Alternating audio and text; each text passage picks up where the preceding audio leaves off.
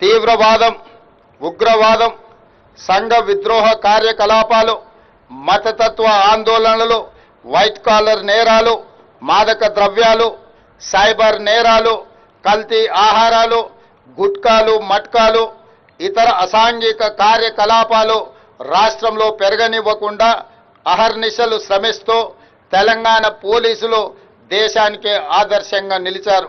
నేరం చేసి తప్పించుకోలేమన్న పరిస్థితిని సృష్టించడం ద్వారా ప్రజల విశ్వాసాన్ని పెంచిన తెలంగాణ పోలీస్ శాఖకు నా హృదయపూర్వకంగా అభినందనలు తెలియజేస్తున్నాను.